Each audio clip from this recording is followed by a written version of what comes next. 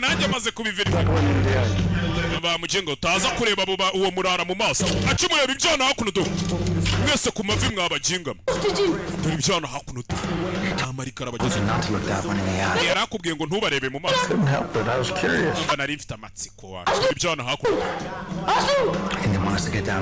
bari kuvuga ngo tujye hasi ku mavi dupfukame uri gukora ibicu murara ahita yipfukamye umva reka nkugire inama nize ubwo nari ndi muri Somalia muri Afurika sibyo umwana w'imyaka 10 afite imbunda yigutunze mu maso akakubwira ngo pfukama wa muginga ujye ukora ibyo ashaka pfukama si byo pfukama cyaba guhenyuko ngiye nkugira inama navanye muri Somalia ubwo n'uburu bwenge Imana ikureke yabona umurara w'umuribwe yapfukamye apfuye nereza n'isaha yawe mwana urumva ukumbuye mu rugo kare iyi saha ni fake iyo mpeta iyi mpeta ni ya se wa Carolina ni wowe I swear that girl's gonna get you killed. Nyamara ntakubeshya uriya mukobwa azakwicisha dorahonda uriya mukobwa yereka ruvuga ngo urukundo azakwicisha munsi umwe azakwicisha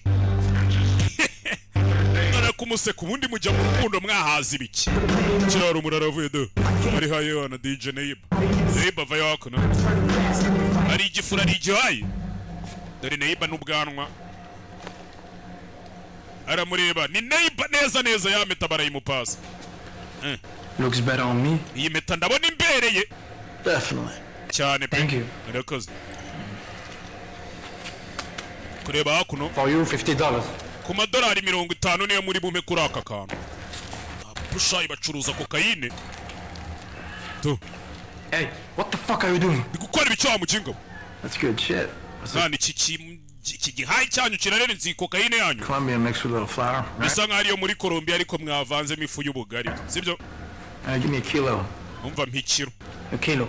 ikiro You think this is Bogota? wa mukinga urakeka ari Bogota no umuco What am I gonna do with 5 grand? Maybe ndetse amagarama 5 mayo urumva yamari just lift it off your homeboy's ass. wa mukinga yafatu yapfumuze mu gatafari k'uwo musore muri kumwe akuno babishwaniramo chikwa ryo tamuzinga we nguhe nyoko Now maybe you can get off your jive ass and hook me up with a player who can hook us up. Okay nimba utabasha kumbonera ikiro muza n'umuntu guha kokayine noneho njya kimwe